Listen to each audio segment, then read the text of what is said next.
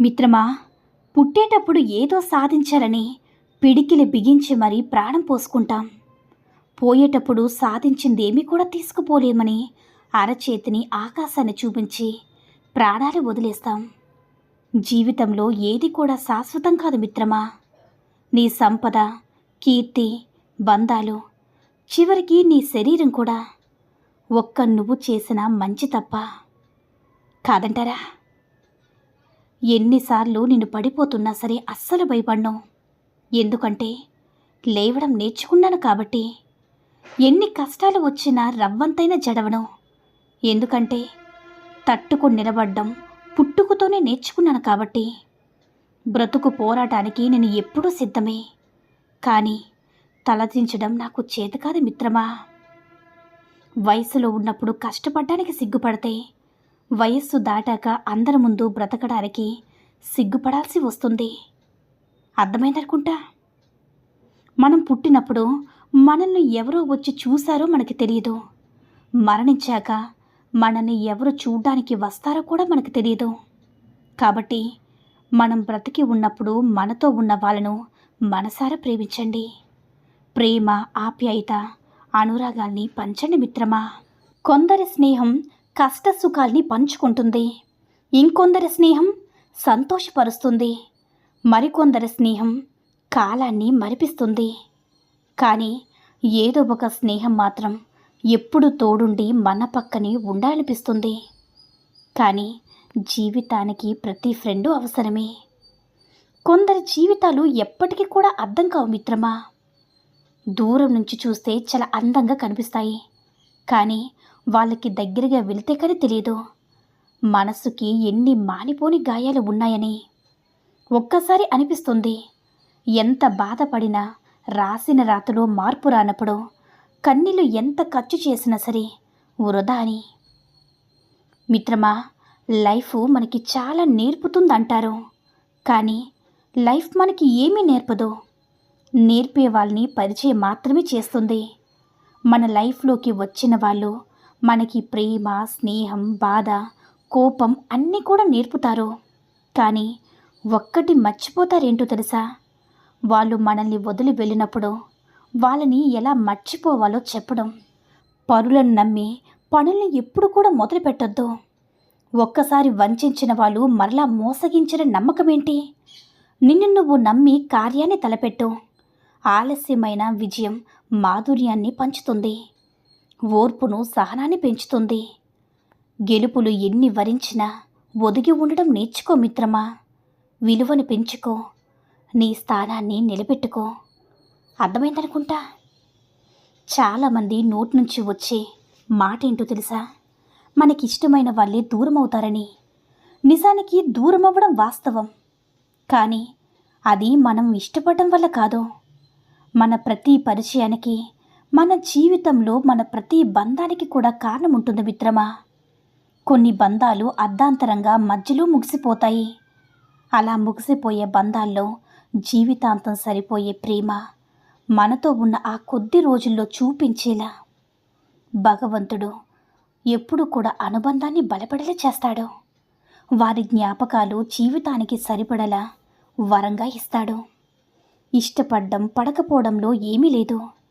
జీవితం అనే ప్రయాణంలో ఎన్నో పరిచయాలు, ఎన్నో స్నేహాలు, మరెన్నో బంధాలు. ఏవి కూడా శాశ్వతం కాదు మిత్రమా.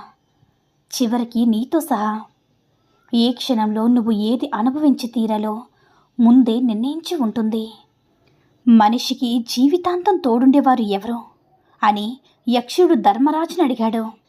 ఎవరైనా ఈ ప్రశ్నకు భార్యనో, భర్త, పిల్లలనో, పేరు ప్రతిష్టలనో సమాధానం చెప్తారు.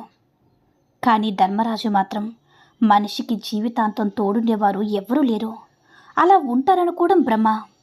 అన్ని రకాల అనుబంధాల్లో ఎవరి అవసరాలు వారికి ఉంటాయి. అందుచేతే మనిషికి నిజంగా జీవితాంతం తోడు ఉండేది తన గుండె ధైర్యం తప్ప మరొకటి లేదని చెప్పాడు.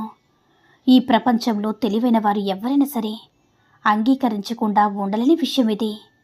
మనిషిని నిజంగా కాపాడేది భక్తి, జ్ఞాన వైరాగ్యాలతో కూడిన గుండె ధైర్యం ఒక్కటే మిత్రమా. కష్టం ఒకరోజు సుఖంతో అన్నదట, నువ్వు చాలా అదృష్టవంతురాలివి, ప్రతి ఒక్కరూ కూడా నిన్ను కావాలి అనుకుంటున్నారు. నేను చాలా దురదృష్టవంతురాల్ని, అందరూ నాకు దూరంగా వెళ్ళాలనుకుంటున్నారు అని. అప్పుడు సుఖం ఇలా జవాబిచ్చిందట.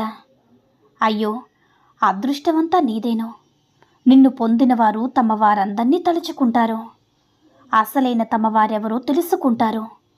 నన్ను పొందినవారు తమ వారినే కాదు, తమను తామే మర్చిపోతారు కనుక నీవే గొప్పదానవని. ఒక్క విషయాన్ని గుర్తుంచుకో మిత్రమా, ఈశ్వరుడికి నువ్విచ్చే పూలు, పండ్లు, నైవేద్యాలు అక్కర్లేదు. వాటి కోసం ఎప్పుడు కూడా ఎదురుచూడ్డు. అనేక జన్మల నుంచి నీతో వస్తున్న అహంకారాన్ని ఆయనకి ఇచ్చి శరణాగతి వేడుకుంటే చాలు. నీ అహంకారాన్ని ఎప్పుడు నాకు అర్పిస్తావా అని నీకోసం ఈశ్వరుడు ఎదురుచూస్తూ ఉన్నాడు. ఈశ్వర అనుగ్రహం నీ మీద పడితే నువ్వు చేసిన కోట్ల జన్మల పాప ఫలమంతా ఎగిరిపోతుంది. ఈశ్వరుడు ఇచ్చిన జన్మను వృధా చేయకుండా ఈశ్వరుడు చెప్పినట్టు బ్రతుకు. అదే అంటే అదే నీవిచ్చే బహుమతి మిత్రమా. ఈశ్వరుని ఎలా ప్రార్థించాలంటే, తండ్రి, నాకు నాకేది మంచిదో నీవు తలిచి అదే ఇవ్వు. నేను నిన్ను ఏమీ అడగను. ఎందుకనగా అది మంచిది చెడ్డది ఆలోచించే శక్తి నాకు లేదు. అన్నీ తెలిసినవాడి నువ్వు. ప్రపంచమే నీది. నా కష్టాల్ని, బాధల్ని నీ పాదాల దగ్గర విడిచిపెడుతున్నాను. అదే నాకు మంచిదని ఈశ్వరుని ఇలా ప్రార్థించాలి. మిత్రమా, ఎప్పుడు కూడా ఒకటి గుర్తుంచుకో. ఒక ఉపాధ్యాయుడు ఒక విద్యార్థితో చెప్పాడు, దేవుడు ఎక్కడ ఉంటాడో చెప్తే నేను నీకు 10 రూపాయలు ఇస్తాను అని. ఆ విద్యార్థి ఉపాధ్యాయునితో చెప్పాడు, దేవుడు లేని చోటు చెప్తే నేను మీకు 1,00,000 రూపాయలు ఇస్తానని. ఇది జ్ఞానం అంటే. ఇంతకంటే మనిషి సంపాదించాల్సిన జ్ఞానం గొప్పది ఇంకేముంది చెప్పు మిత్రమా. నాలుక, కోపం, కోరిక, ఈ మూడింటిని ఎప్పుడు కూడా అదుపులో ఉంచుకోవాలి. గురువు, తల్లిదండ్రులు, దైవం, ఈ ముగ్గురిని గౌరవించాలి. పవిత్రత, నిజాయితీ, కఠోర శ్రమ, ఈ మూడింటిని అలవర్చుకోవాలి. సోమరితనం, అబద్ధం, పరనింద, ఈ మూడింటిని విడిచిపెట్టాలి. ధైర్యం, కీర్తి, ప్రశాంతత, ఈ మూడింటి కోసం పాటుపడాలి. వాగ్దానం, స్నేహం, వాత్సల్యం, ఈ మూడింటిని నిలబెట్టుకోవాలి. మాట, నడవడిక, పని, ఈ మూడింటిని నిరంతరం నేర్చుకోవాలి. జరిగింది, జరుగుతున్నది, జరగబోయేది అంతా కూడా నీ మంచిగా అనుకో మిత్రమా. అంతకు మించిన మనశ్శాంతి ఈ భూప్రపంచంలో నీకు ఎక్కడ కూడా దొరకదు మిత్రమా. అమ్మాయి చూపు మారినప్పుడు లోపలేమనుకుంటుందంటే, ఆ చూపు ఒకప్పుడు నవ్వుతో నిండిపోయేది, ఇప్పుడు మాత్రం ప్రశ్నలతో నిండిపోయింది. ఆమె తలదించుకోవడం అంటే దూరం కాదు, తన మనసును కాపాడుకునే ప్రయత్నం మిత్రమా. ఒక్క విషయాన్ని గుర్తుంచుకో మిత్రమా, తలదించుకున్న అమ్మాయి మాటలు లేకుండానే అన్నీ చెప్పేస్తుంది. ఆమె మాట్లాడదు, కానీ తన చూపు చెప్తుంది. ఇక నమ్మకం గాయపడిందని. ఒకప్పుడు మాటలతో నిండిన స్నేహం ఇప్పుడు మౌనంలో మిగిలిపోయింది అని. మౌనం అంటే బలహీనత కాదు, దాన్ని ఎవరు అర్థం చేసుకోకపోవడమే అసలైన బాధ.